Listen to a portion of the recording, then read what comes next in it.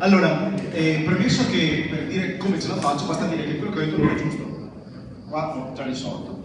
Un esempio di cosa vuol dire città metropolitana. Indipendenza Noi Veneto è promotrice proprio in questo periodo di un'iniziativa che coinvolge la città metropolitana. Ovvero sia, abbiamo proposto una petizione, quindi con una raccolta firme, per fondamentalmente dare dignità alle famiglie e salvaguardare il lavoro. Voi sapete che qui abbiamo un centro commerciale, è una fonte ma è anche un problema per certi versi e le domeniche aperte dal nostro punto di vista sono un problema. Questo grazie al governo Monti, ma è inutile raccontare la storia. Ciò che noi abbiamo proposto non è, così come ha fatto Don Torta, la chiusura tout court dei centri commerciali le domeniche, così come ha fatto anche Roberto Marcato, assessore allo sviluppo economico. La nostra è una proposta sicuramente molto più bilanciata che guarda sia al rispetto delle famiglie, sia alla tutela del lavoro e di chi crea impresa. Perché bisogna ricordarsi che non si può mai sottovalutare chi crea impresa, perché uno Stato non fatto da chi crea impresa non esiste. Allora, noi cosa abbiamo detto?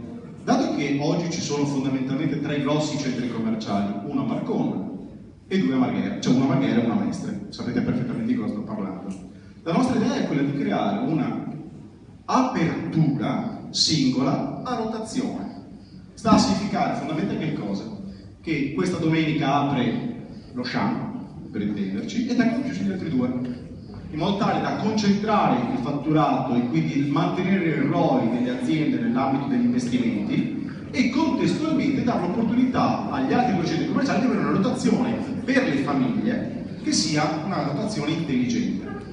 Poi è ovvio che nei periodi di altissima stagione non si può chiedere alle aziende di chiudere quelle domeniche, nel senso, mi immagino le 2 o 3 domeniche prima di Natale è improponibile chiedergli la chiusura oggi, però questo potrebbe essere un veicolo per arrivare un domani a tornare così come fanno in Germania, che la domenica è chiuso il Cassorranda doppia e nessun diverse. Allora, oggi, dopo quello che ha fatto Monti e nell'ambito locale non importa, diciamo così, oggi ho sentito Brugnaro e l'ho invitato, così come ho invitato loro 4, perché questa è un'iniziativa che riteniamo sovrapartitica, ma è un'iniziativa di buon senso.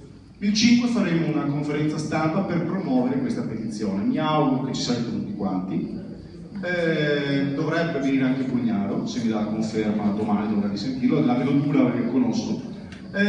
Comunque il concetto è questo, noi proponiamo una chiusura alternata e questo si può fare se noi, Marcon e il sindaco, quindi città metropolitana, ci si mette d'accordo perché ci si può arrivare. Grazie.